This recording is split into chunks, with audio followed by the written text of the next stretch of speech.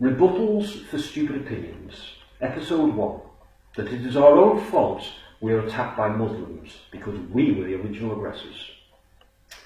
Why is it that we were not suffering lots of terrorism from Germans after World War II, or from the Japanese?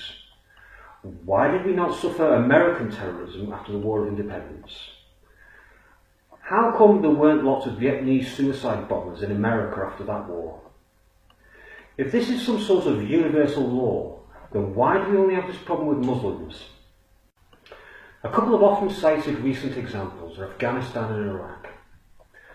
I would say that if this argument is correct, then the Afghans meddling in the affairs of America by coordinating the hijacking of planes which they then flew into buildings is an example of the meddling in the affairs of another country where it comes home to roost.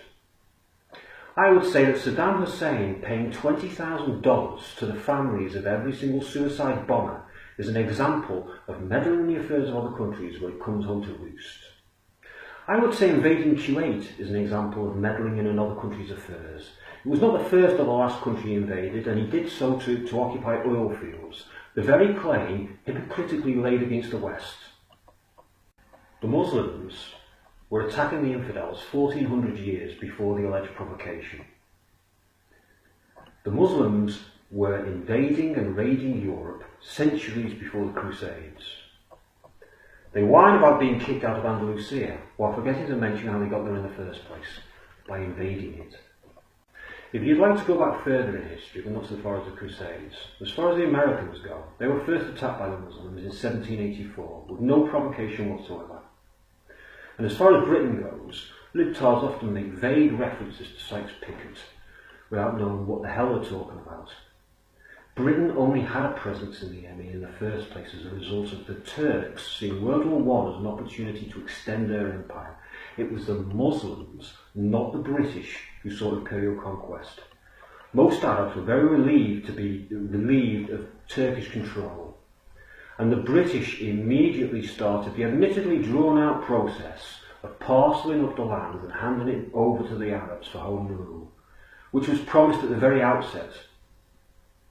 Mr. Hitchens, if you could explore the root causes of the anger that a lot of Muslims have towards Western nations, and if this is somewhat of the hens coming home to roost, so to speak, and maybe Western nations paying for meddling in areas that maybe we shouldn't have been meddling in.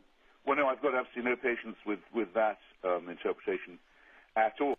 And you only have to look and see at what the motive for well, I'm very sure it's the motive. It hasn't been conclusively established yet.